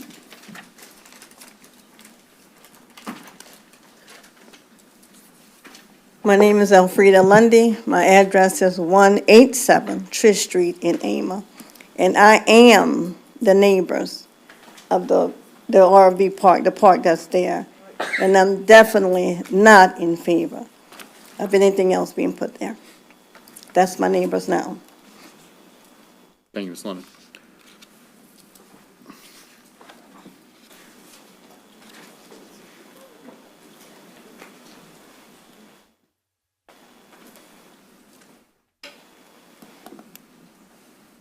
Good afternoon. My name is Danielle Trish. I live at 127 Trish Street, Amo. I understand that the residents have just purchased the property this year in June. The grass is, my backyard faces the property. The grass is still very much so overgrown. There's no fencing, not that it's required at this time. Also, my main concern is, I have an 8-year-old son and a soon-to-be 75-year-old mother that I take care of. I'm the sole provider and protector of both of them. There have been a number of transients and vagabond, I call them vagabond type people because of the incidents that have occurred in the past. We had one incident where someone had a domestic dispute with his wife. He burned down the trailer. The trailer, I can watch from my back porch. The trailer burned to the ground in minutes. Another guy, he came straight directly from the RV park. He went from house to house to house, going up people's driveways, looking into windows. He was arrested. But this is ongoing. There's, this New Year's Eve past and last year, the gunfire is out of control. It scares me. We've never had that in the past. On any given day, you can go outside and hear gunfire in the back. I guess they're shooting towards the woods. I'm not really sure. I understand that there's swamp tours that go somewhere in the back, and that is a huge danger to anybody. So for those reasons alone, I do not want to see this passed. Thank you, Ms. Trish.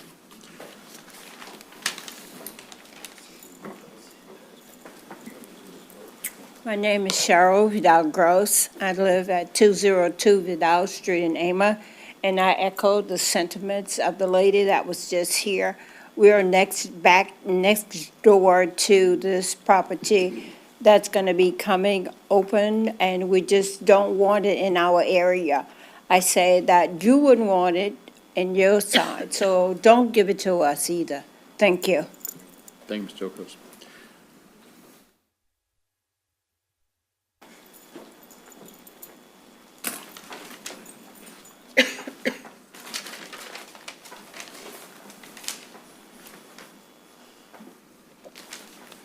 Good evening. My name is Brian Singleton, 205 Allen Drive.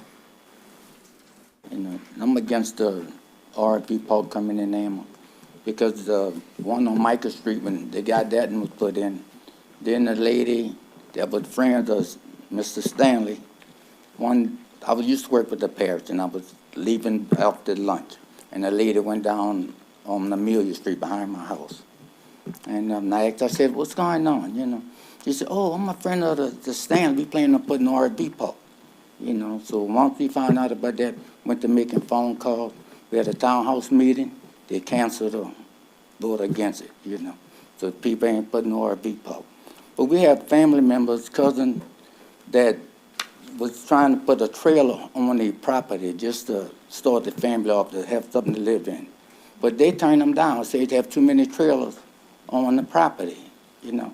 We have one cousin, she, with the Trish Street, she had to go put her mobile home on another property where she renting the land, when she could have easily put it on their property and still have us be saving money.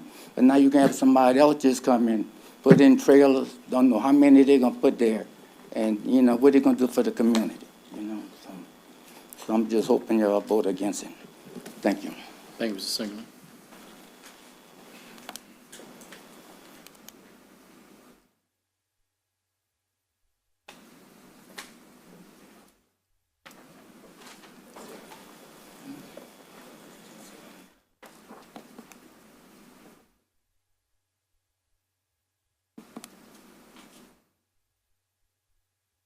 Good afternoon. I'm Barbara Clement Wilson, 145 Victoria Lane in Ama. And I feel a little frustrated right now because I've been here before. Many years ago, before any of you were actually here, Ama spoke up when there was an attempt to put prefabricated homes on Kennedy Street. And we came and we spoke and we were able, the council voted in our regards to keep those homes out. again, as a way to keep property value moving. Second time we came, that has already been spoken about, when things went around the trail or around the circle before we even had the chance to voice to Brian Fobb that we did not want an RV trailer park in Ama. It ended up coming in Ama again through the state trooper. And here we are a third time, the community of Ama, the town of Ama, saying we don't want trailers. We want homes that are established for our children, homes, the property in Ama are property of folks who've been there. They've passed through generation. And we don't want to know that we can look out our window and see the things that you've heard here. Ama is a small town. We move away and we come back. And we expect you as our council people to respect that. Think of your property, your children, your homes, your value. And, you know, I really felt insulted when we were at planning and zoning when the owners say, oh, they would keep it pretty by putting a flower. A flower has no value. Think about a flower. It has no, that's an insult. And I hope you perceive it the same way. The recommendation is denial, and we're expecting you to represent us and do the same thing. Thank you. Thank you, Ms. Wilson. Is anyone else interested in speaking?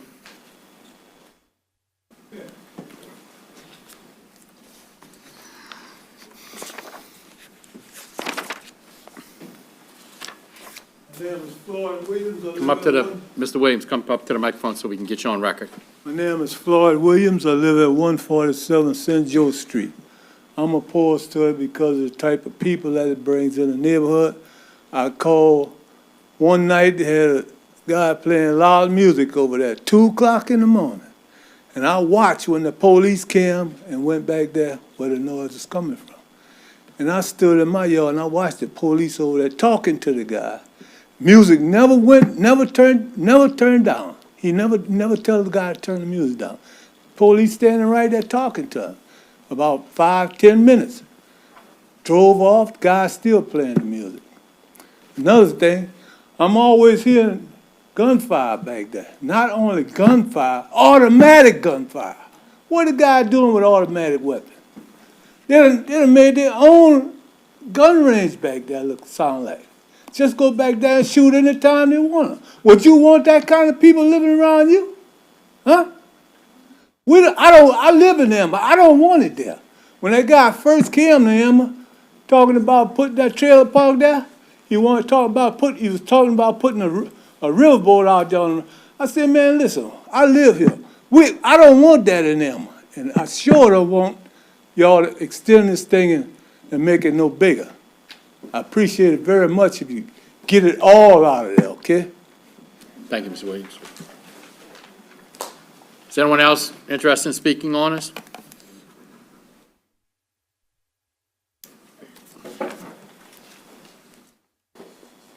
Please state your name and address for the record. You'll have 3 minutes to speak.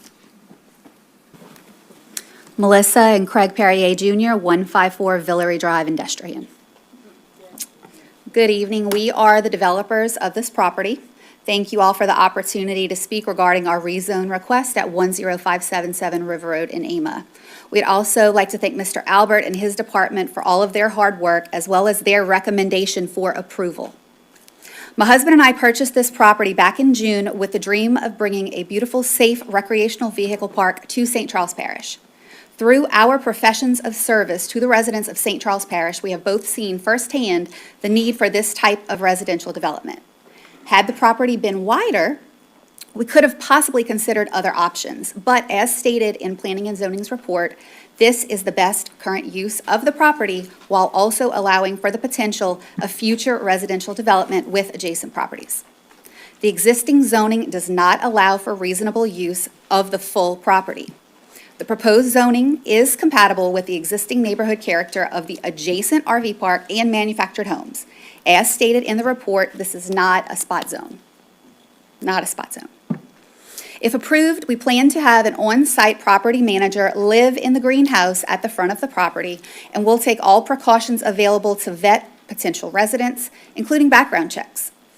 We will maintain a 10-foot wide landscaping buffer around the property, as well as a 6-foot solid fence in several areas. Craig and I are both fourth-generation St. Charles Parish residents, raising our fifth-generation kids here. We take pride in this community and will do everything we can to honor the spirit of the code throughout our project. There is a public need for this housing opportunity, and we humbly ask for your approval tonight. Also, we have our engineer here tonight as well for any questions that you may have. Thank you.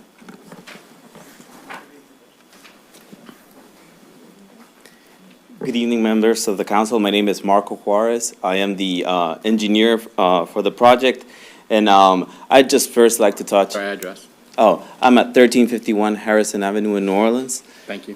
Yes, I'd like to touch just briefly on some of the comments that were made regarding the design. I know there was a comment made about traffic. As you are aware, the code requires that we do a traffic impact analysis during the design. It is expected to be a very minimal impact. We'll also have to get a driveway permit from DOTD, so all of those things will be handled during the design. Same with drainage. We will do a drainage impact analysis where we will need to prove that the post-development flow will not exceed the pre-development flow, and also that there will be no adverse effects to the adjacent properties. There was a comment about use of the existing facilities. By code, we are required to set aside 10% of the property for recreation for the park tenants. So we will do that because, as again, that's stated in the code as a requirement. I believe that my client has already addressed the plans for fencing and landscaping around the property, and can't really comment on the existing issues of the RV park. But just to reiterate, this request is for rezoning of the property because we meet 2 of the 3 criteria set by the code, those being that the existing zoning of the property does not allow for a reasonable use of the property, whereas the proposed zoning does, and it is not out of line with the existing community character, given we are bound by an existing RV park on one side and mobile homes on the other. If you have any questions, I'm here to answer them as well. Thank you, Ms. Juarez. We'll call you back up if we have a question. Does anyone else like to come up and speak regarding this item? Please do so now. State your name and address for the record. You'll have 3 minutes to speak. Good evening. I'm Julie Hebert, Civil and Sports Design Engineering Company. We are in Hahnville, have been here, previously known as Civil and Environmental Consulting Engineers. And I just want to say, our address is 14433 River Road in Hahnville. That's where Marco works, not in New Orleans. But I just wanted to say, we're local. We always take the best interest of the community in mind.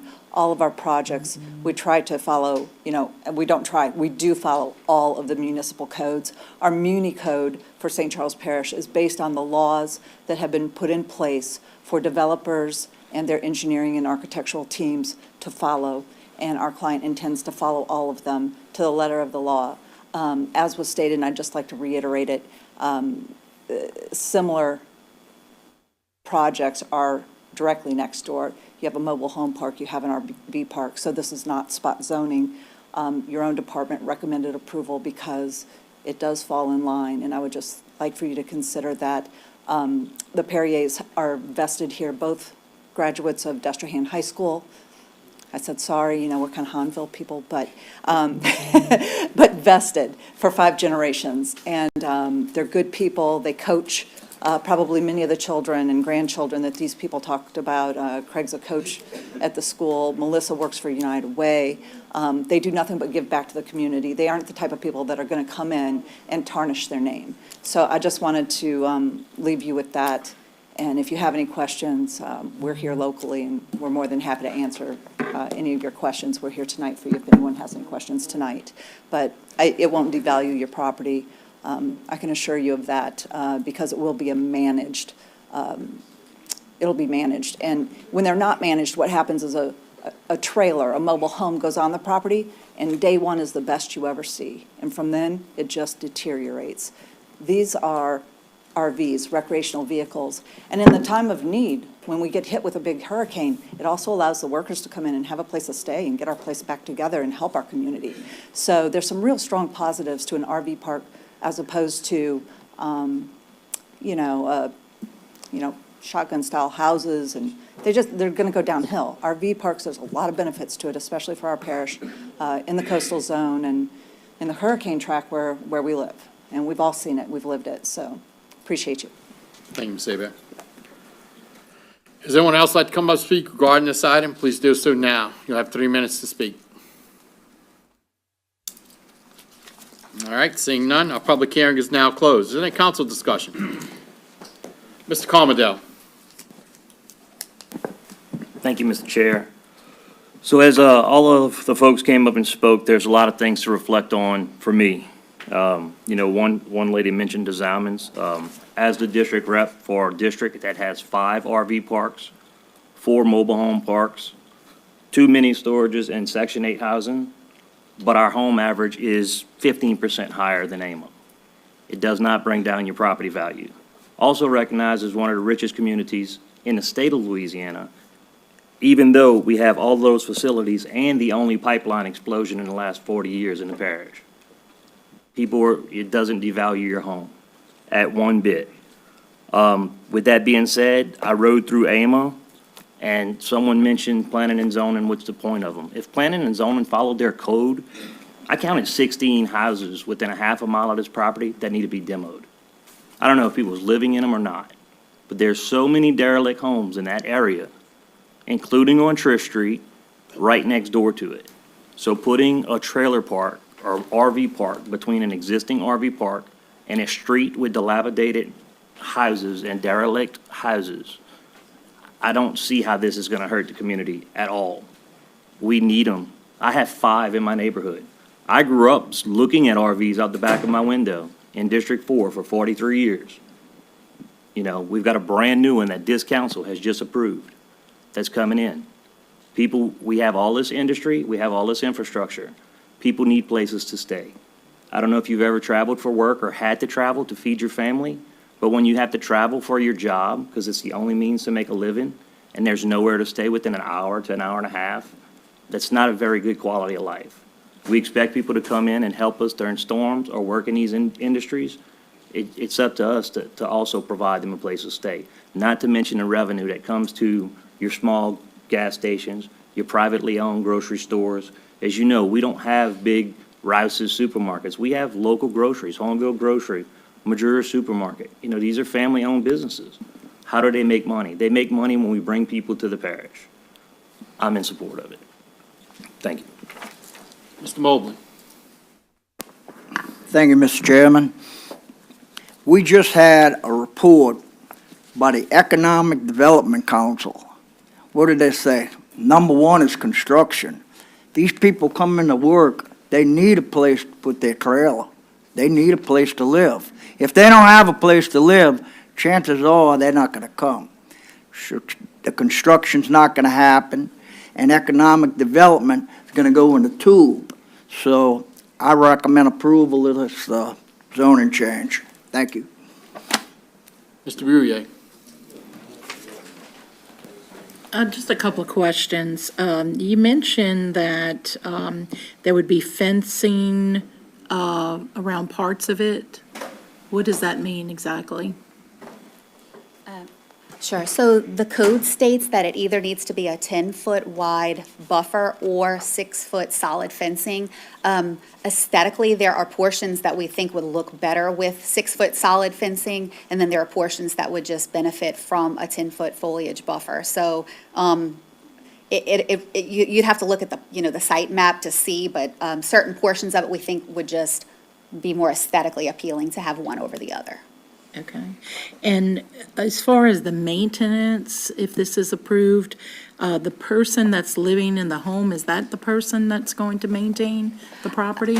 So they would be in charge of possibly some small maintenance, but they would be in charge of reporting any maintenance issues to us. I mean, we are the developers, we are the owners of it. We are planning to develop it for our personal, to run it ourselves, right? So any maintenance that would come up, I mean, those are issues that we would address after they were brought to our. Major grass cutting? Well, right, grass cutting won't be an issue, but yes, any kind of issue that would come up on the property, that is, we would handle that. Thank you. Right. And Thank you. I'm sorry, would there be guidelines, since this might not be so permanent, would there be guidelines, for them to follow as far as rules, Absolutely. Community rules will be in place, and that's why it's so important for us to have the property manager there on site, right? We think that having someone there 24/7, a person who is a member of that community because they live there, that's the person that's going to be eyes and ears for us, who's going to help to keep it safe and to help to enforce the community guidelines and the community rules.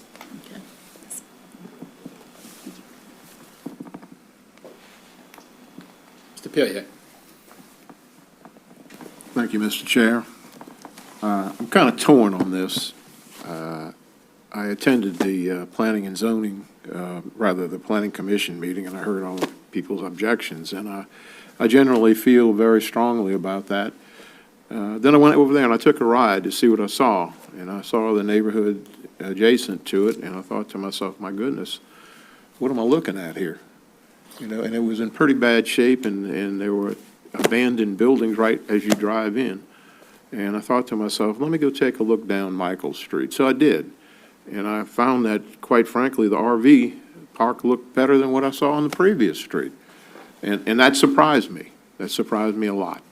And I know that the width of this property doesn't accommodate a whole bunch. I mean, you'd have to put a 55-foot road in to get to whatever you're going to do should you not go the route of this RV park. But with proper maintenance, with proper oversight, this might actually be better than some of what I saw out there. And like I say, I'm torn, but I understand exactly where Mr. Carmendel's coming from. So I guess I'm on the side of allowing this. Thank you, Mr. Pillier. Mr. Albert, I have a question. Ms. Hall asked, the land use was updated. The AMA area was updated with the whole plan, correct? I remember seeing all the areas, right? So the comprehensive AMA rezoning in 2008 was one thing. The parish adopted its current land use plan in 2011, did an update 10 years later, which y'all recently approved. The reflection of that is on page 40 of your agenda right now, where the land use categories are shown. So in effect, yes, but what happened in AMA with area-wide rezoning was really a totally different thing than the land use studies themselves. But yes, it's been updated twice since then. Okay. So, yeah, it was included in it. And both of them are very reflective of what was done with the AMA rezoning. You can see, the way I printed it shows it as white, but on page 40, that large area of white on the map reflects the single-family zoning aspect, the low density. Okay. All right, Mr. Mobley, you had another comment you'd like to make? I just have a question for the owners. Would y'all have bought this property if y'all thought y'all were gonna have problems rezoning it? Y'all probably wouldn't have made the purchase. You No, wouldn't have made the investment. No, sir. I We would not. I understand, It's a world of opportunity. I believe if you invest in property, you ought to be able to develop it. Thank you. Mr. Carmendale, yeah. Thank you, Mr. Chair. I guess my first comment was as a councilman. My second comment is going to come from being a licensed real estate agent. Just while I let the few other councils speak, I looked up property for sale in Ama, Louisiana. And I see homes as cheap as $115,000 that's been on the market for over 2 years. This property was vacant for way since before Ida, and no one bought it. So as much as people say we want people to come back, statistics don't prove people are coming back. There's hundreds of properties from Barton Avenue to Wagaman that have been on the market for a substantial amount of time. So, you know, I know it's a lot out there, but it's just Google your zip code and look how many properties are available in Amo. All right, is there any further council discussion? Seeing none, please cast your votes for file number 2024-0321.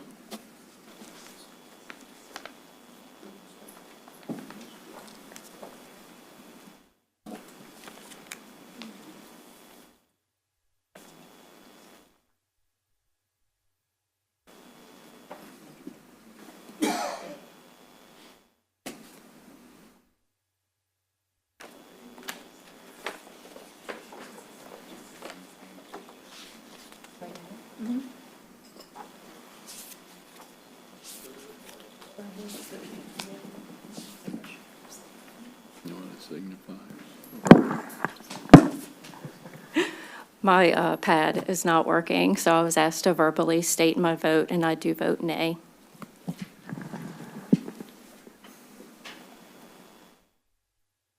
And the motion passes with Councilwoman Wilson and Council Skiba voting nay.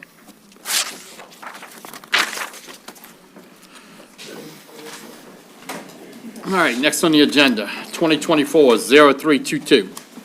An ordinance to amend the St. Charles Parish zoning of 1981 to change the zoning classification from R1A to R1AM on Lot 31, Square 1, St. Charles Terrace Annex Subdivision, 175 Annex Street, New Sarpy, as requested by Malcolm Darrensburg III for MAD3 LLC. Mr. Albert. Thank you, Mr. Chairman. This request is to go from R1A to R1AM for the purpose of siting a mobile or manufactured home on the property. The department, as well as the commission, recommended denial. Thank you, Mr. Albert. File number 2024-0322 is now open for public hearing. Does anyone like to come up and speak regarding this item? Please do so now. Please state your name and address for the record. You'll have 3 minutes to speak.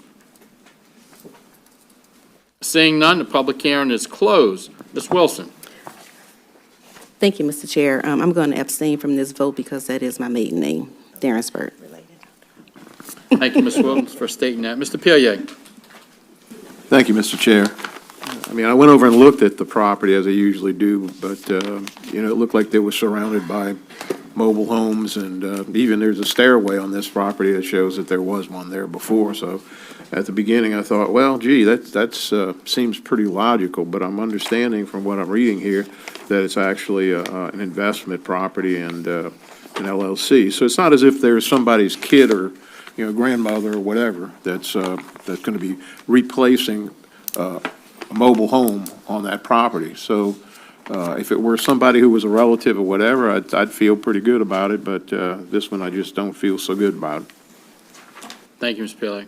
Any further council discussion? Mr. Albert, that lot is very, very narrow. It's 50 by 104, correct? Yes, sir. So an R1 house, all right, single-family residence, it would be, we'd have to have 5 and 5 on, for a setback minimum, right? Correct. Okay, and then it would fall under the R1A zoning, so it would have to be 20 feet. Yeah, it currently is R1A, so yes, Okay, so those it's are the R1A, setbacks. so- It's 10 feet shorter than what a standard R1A lot should be. So we're talking about maybe a 30-foot wide house? They'll push it Close to the it, limit. yeah, somewhere around that neighborhood? Yeah. I mean, you've seen a lot of It'll the probably regular be 40 lots and foot. things like that, If it was a site-built home, it would probably be 40 foot wide. 40 foot. Okay, with no rear yard access except 5 and 5. In all likelihood, yes. It was a mobile home on that before, correct? I believe there was one on each side of the 31A, or it's shown as 31A now, but I think there was one on each lot at some point.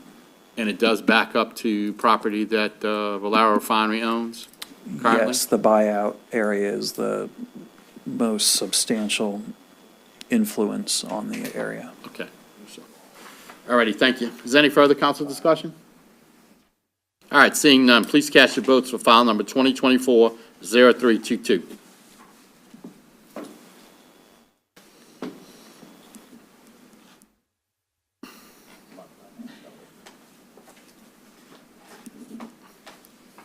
not work.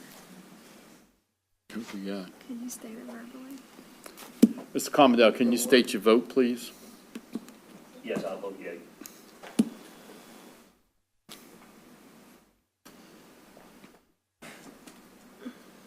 Okay, that motion fails with Mr. Mobley, Mr. Commodore, and Mr. Fisher voting yes. All right, ordinance is scheduled for public hearing introduced at a previous meeting. 2024-0320, an ordinance approving and authorizing the execution of a change order number 2 for the Destrahan Pump Station, PS number 2 conveyance improvements.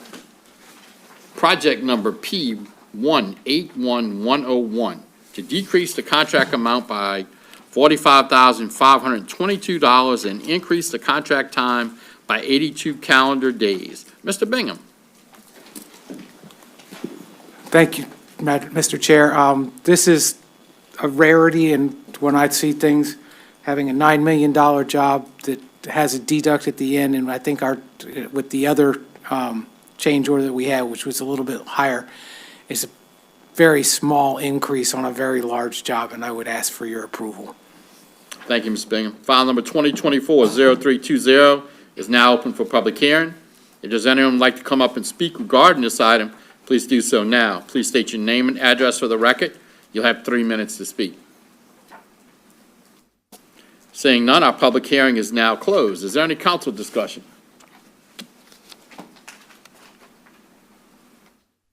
All right.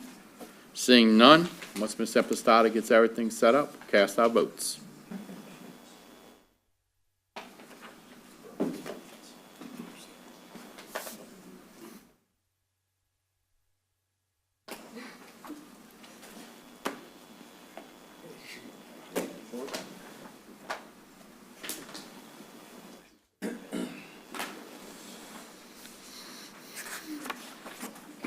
Short circuited. Too much attention. 4-hour time limit. Yeah, that's what it is. It's set up for 4 hours. All right, please cast your votes.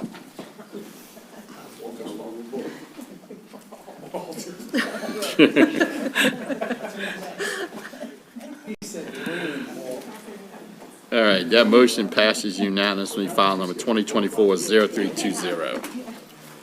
Okay, meetings, announcements, notices, etc.